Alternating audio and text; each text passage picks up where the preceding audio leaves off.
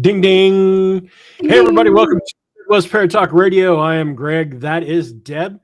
And we're coming at Howdy. you live for another Thursday night edition Woo. of Midwest Parrot Talk Radio. So hey, for you guys that are watching us live on Facebook, I just want you to know we can see your chats come through. I noticed this the last time we did a live feed on Facebook. When you chat with us, we can see it, but if we respond back to you, you cannot. I don't believe it. Well, So, that's with that wrong. being said, for you Facebookers, why don't you travel on over to YouTube, look up Midwest Parrot Talk Radio, and then you can chat with us there. If not, I might pull up the feed, and if I see you guys commenting and I have you in my friends list, I'll hit you back and give you the URL. So we'll do it that way. And of course, YouTube people, welcome. Remember, like, subscribe, hit the bell notification so you get all the news and updates for our upcoming videos when we go live, and it goes ding ding. Ding ding. I can't see the chat in YouTube. What? It says restream.io. That's what my chat says. Are you looking in the right spot? And of course, YouTube. There's a chat right there. I see it. Where? Right there. Where I got my finger? Yeah, it's right there. Pull my finger. Screen share. I'm fixing to show you. Oh. I'm fixing to. Come on, share. Yeah, effort. Oh, my mouth. Oh, there it is now. There it is. I see it now. There it is. See, it wasn't my fault you did it. What? Oh wait, no, it go away. If you have the Restream chat open, it will show you the YouTube's chat because it goes to the same place via the URL. Okay. Via that URL. I'm gonna tell you what. Okay. So something I wanted to talk to you guys about tonight, something that's pretty cool, is that if you have Disney Plus or Hulu or even subscribe to Nat Geo, you guys can watch a little TV show called UFOs Investigating the Unknown. And in this series, you are going to see my co-hostess with the mostest doing her damn thing on this documentary series. And I just popped a Werther's because Werther's are good. But there were some cool things that I think you guys would like to watch throughout the whole series, like a 6-part series. Yeah, there's 6 episodes in this new season 2, and every one of them is excellent as far as I'm concerned. You almost got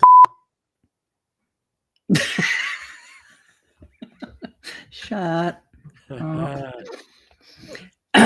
I did. I figure we'll talk about the series a little bit tonight, and a couple of other little questions that I was thinking about while I was watching the series.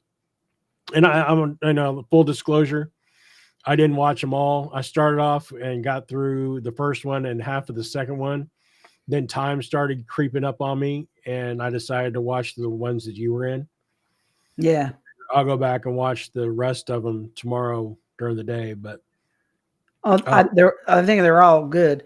I watched it last year. Season 1 was good, and I liked how methodical they were about laying out their information and the data, and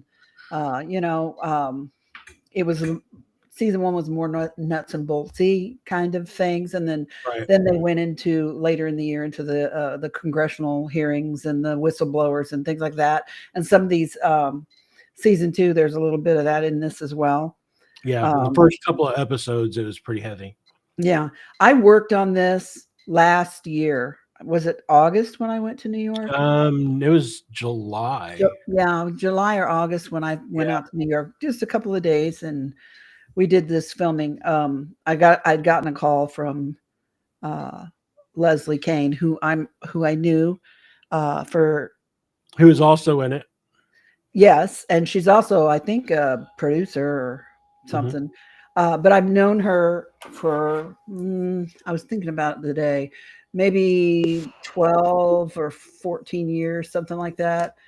I met her through Bud, and I was always impressed with her. I always thought, she's a journalist, and I always was so in awe of her. I thought she was so smart, and she seemed to be really interested in the subject, but I'm glad that she got interested in it and she's done what she's done, because I think she's been a big help to get the word out. She broke the story in 2017, the Tic Tac story out of I think it was New York Times article that she wrote with Ralph Blumenthal. Anyway, and she broke that story, her and Ralph did, and I just think it's really been a big breakthrough for disclosure and ufology, even though I don't feel like disclosure is going to be from a government. And why she called me and said, we're going to be filming this. And she goes, you came to my mind. And I'm like, thank you.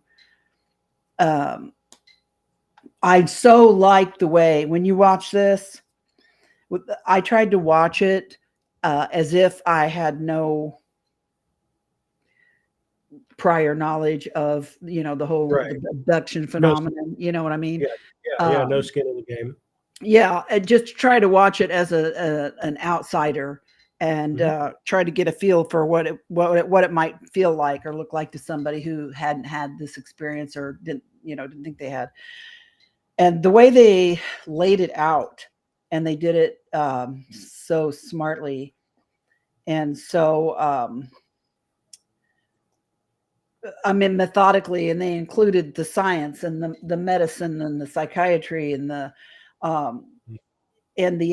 love that they are including the experiencer in the whole disclosure narrative now. And they didn't do it with the fear. Like there's so many things I've been seeing on TV lately are more fear-based. But when they did the experiencers parts, they didn't do that.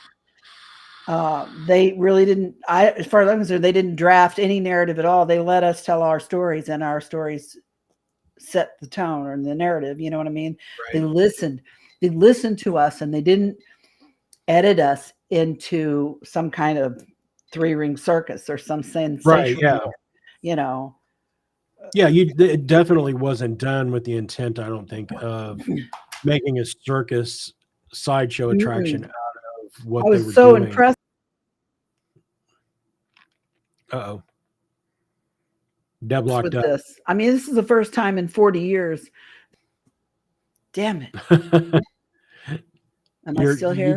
You're here. Your face locked up like this.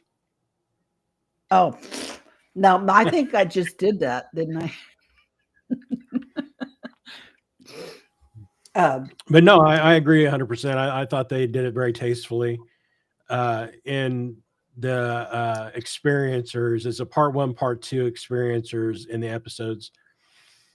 But everybody that was there, all the experiencers, I was so impressed with everyone, and they were all so intelligent and articulate, and I really enjoyed spending some time with them, while I was there.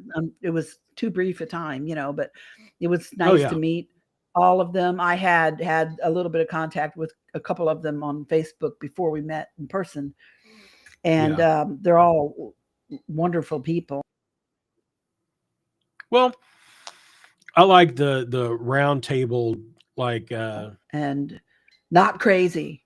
None of them. No, not at all. But I like the conversations where you guys had in the circle with the interviewer, and you were talking a little bit about your stories and how it affected you and affected everyone else in their own experiences, and how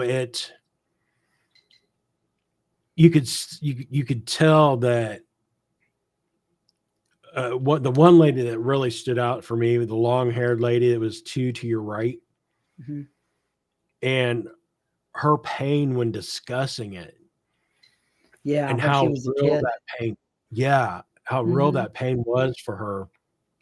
And it was like, wow, that's crazy. You know what? A lot of Not the people story like was crazy, but just her whole emotion and how yeah. it made her feel was just that was messed up. Well, it's because this shit is real. And Mhm. I mean, it's as real as if you or I are sitting here. I mean, it may not be, um, it may be in different forms and stuff, but it happens. And she's Yeah. not alone. A lot of people have that experience when they first start seeing things, and especially when they're younger. That's pretty common actually, and Yeah. that's why most people don't talk about it. I was lucky. I was one of the. I was so fortunate that everyone almost in my family had some crazy experience. And then that night on June 30th, mom was there. And then there were Yeah. two other witnesses. There was one neighbor on one side of my mom and dad's, and one neighbor across the street that both Mhm. witnessed something that night. And then, like 20 years later, a lady wrote Bud a letter, and they actually witnessed. They lived right behind the house on the street Yeah. behind us and witnessed some things. And then the mark in the yard and the way the electrical wires that ran into the house and the coax cable from the antenna that ran into the house melted inside the plastic, and Dad and Yeah. Uncle Jim's Geiger counter going off, and just all kinds of there was, and the mark in the yard that stayed for 2 years, the snow melted off of, and my sicknesses and my illness with my body and my eyes and everything, and my dog end up Right. having to be put to sleep. There's so many pieces to my story. It wasn't just a story, and it wasn't just me. So it was really hard for people to blow it off. I mean, you can't blame my story on sleep paralysis. You can't say that my story was all confabulated in my head because I was under hypnosis and somebody implanted memories in it. That doesn't Right. screw up your backyard for 2 years. That doesn't kill your dog. That doesn't blow out your eyes. Other people don't witness that, you know. So I had that case that wasn't typical from the very Right. beginning. And I had support from all of my family, neighbors, people I worked with, people I knew and grew up with. They all saw my whole family and the things we went through. It wasn't just me. So I was lucky I had support, and I didn't have someone telling me, don't talk about that. Right. It wasn't what you think it was, and having me doubt myself like that. I had plenty of my own self-doubt. Trust me. I grew up the fat Right. girl and got bullied and made fun of my whole life for being fat. It's a whole different story. But as far as this was concerned, I had the full support of my family. And then even when the book was written, when Bud came to us, he didn't just come to me and say, I want to write a book about your story. He came to the whole family. And it was a whole family decision as to whether or not that we were going to let him do it. And at the beginning, we were like, I don't think so. Nah, we're good. Because back 40 years ago, you didn't want to be famous for this. It's different Right. Yeah. now. I'm finding out it's different now. For sure. Uh, but this was not my intended vocation. And, I didn't plan on making a living off of it, which I still don't. I've had a job my whole life, worked in a hair beautician and worked in a factory, worked at a license branch. This didn't pay my bills. Right. But I Yeah. felt a compulsion to share Yeah. my story because I felt like it was important to somebody, and Bud convinced the family that our story he thought was an important case because we had all these different pieces, Mhm. to it, different parts and physical stuff. And But he thought, hmm? before we get any further into that, what I want you to do is I want you to disconnect and reconnect because the resolution on your camera is all fuzzy and weird and you're not synced up. Come on, stupid. Okay, I'll bounce out and come back. All right. All right. I'll keep everyone entertained. entertained. My UFO detector went off twice last week, so I don't know what kind of crazy weird shit's going on. That's one of the things that I was going to explain to our watchers is while you're doing that, go ahead and bounce out.